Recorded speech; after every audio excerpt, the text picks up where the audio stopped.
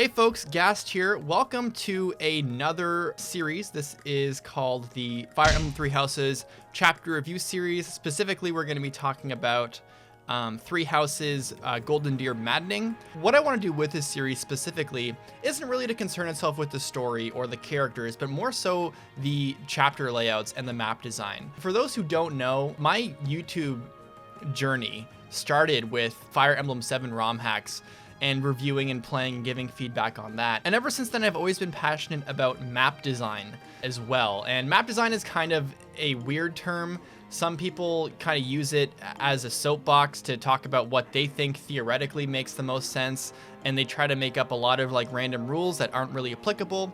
And really what it comes down to is like, do the mechanics and do your gimmicks, and does your layout and your unit placement make sense, and is a good experience? Is it conducive to pacing and that kind of thing? And this is something that I really am passionate about outside of the character analysis. So this is going to be kind of a fun review series for me. Hopefully it's going to be enlightening for you, and you'll learn what I value and what I think is good map design, and what I think makes good chapters good and bad chapters bad, and what makes maddening mode specifically work, and what aspects of maddening mode makes it really, really bad, and factors outside of maddening mode, like, are these chapters fun, or are these chapters well designed by my standards? And what we're gonna do is we're gonna start with chapter 14. I wanted to make this series after I beat chapter 13, and I was like, okay, this chapter was kind of meh, but I want to start at chapter 14. So even though war phase starts with Pilardo, we're gonna start with the church chapter in Golden Deer. And this is a series where I go over each of these chapters, like I said. Some videos about the maps are going to be 10 minutes, some are going to be 7, some are going to be 5 probably, some might be quite long. Really depends on what I got out of the map and how I experienced it and if I enjoyed it or not. And if I didn't enjoy a map, I go into, in the series, in the scripts, I go into long detail as to why I didn't like them and how I think they could be improved. I also want to talk about the story relevance and how Three Houses likes to structure its chapters around the narrative that it wants to talk about. So there's some interesting stuff that Three Houses does when it comes to its story that kind of harkens me back to like genealogy and Thracia, which is kind of cool. So it's going to be fun to explore that. But I'm also going to provide some critique. There's good things that Three Houses map design does. Before anyone says it, I know that Three Houses is notorious for reusing maps and recycling maps for different areas. That's not really what I am going to be pointing on. That's just kind of the thing that Three Houses does because there's so much content. But what I do want to focus on is like literally critiquing these maps. Is this good? Is this bad? Why or why not? So chapter 14 starts things off interestingly by making a split party to which you can designate 3 units to lead in the secondary map objective, not counting Byleth or your lord, and in my case, which is Claude. The primary objective is routing the enemy, but it's a lot harder than it seems. As far as reinforcements go, there's only a group of 3 that show up in Randolph's area, 2 Falcon Knights and a Paladin, but my god, Falcon Knights are extremely strong and maddening, and they are the enemies in this map that are the main problem in my opinion. Their attack speed is 33, and their attack stats are very high, and they have high dexterity, so they hit a lot and they hit accurately, which is a pain. So while you have the primary objective to rout the enemy, you have to trudge through bulky enemies and zigzaggy terrain to reach the boss area with your main party. And all the while there's a sniper deep in enemy lines that's hard to hit and run, and like I said, you have these Falcon Knights and this Paladin kind of coming at you really, really quick. Once I got between turns like 3 and like 6, I want to say, I realized that I was basically in a war of attrition. Those reinforcements will not stop coming, and I have to do something or else my impregnable wall gambit is going to wear out. First of all, I'm a huge fan of splitting the parties up in maps to begin with. I do it a lot in my own maps, and I find it really encourages creative strategies and will discourage going on autopilot. The dynamism behind a split party is enhanced in this chapter specifically because that 3-person squad is meant to escort a powerful swordmaster to the ballista switch thing that triggers the fire. Claude hints at the beginning that this unit needs to get there, and it's vital to surviving this map.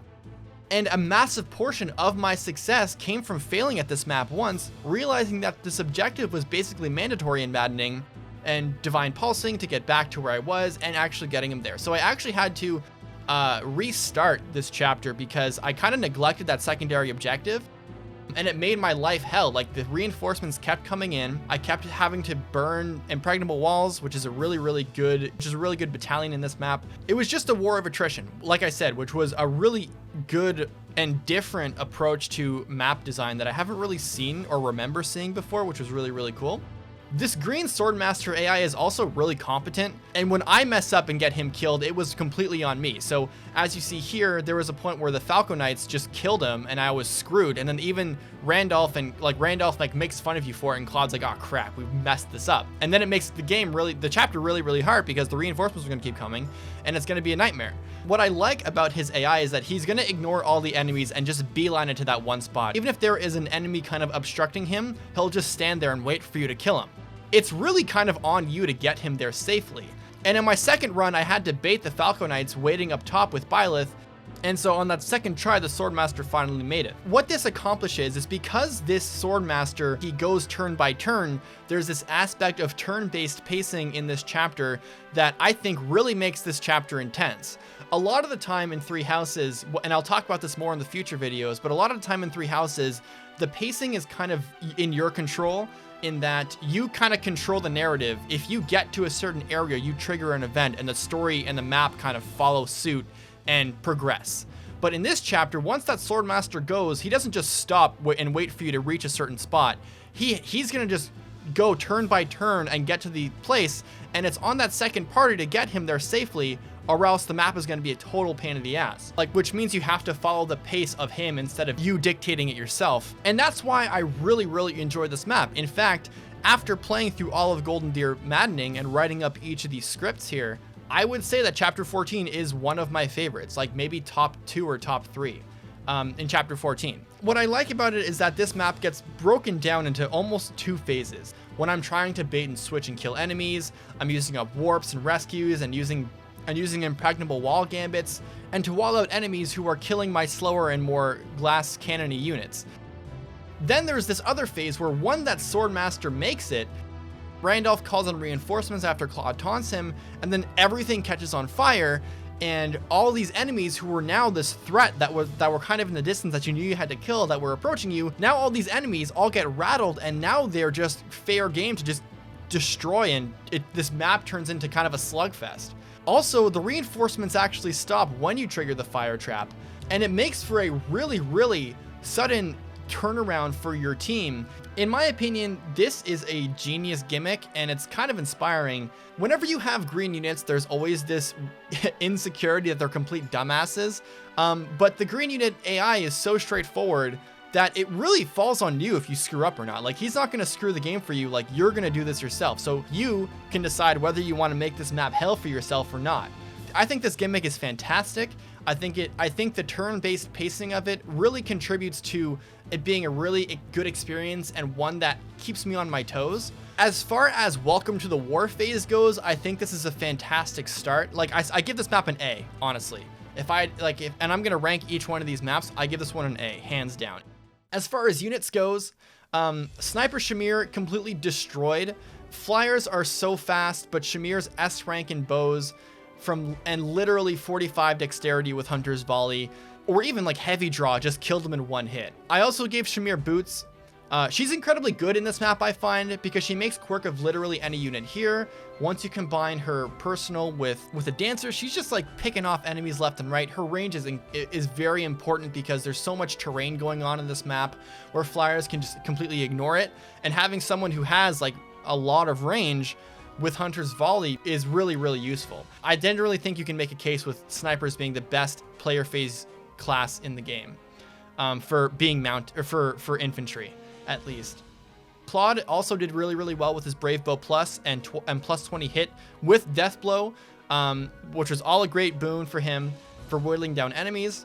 Cyril and Leonie didn't perform as well as I would have liked. Leonie getting A rank in bows and getting her prowess up and getting point blank volley is still struggling reliably to kill, because she's just straight up not strong enough to kill flyers in one hit with point blank. Get her to Master Brigand and get Death Blow just to make sure she can reliably kill things. Point blank is a great combat art, but if you can't kill, then you're screwed.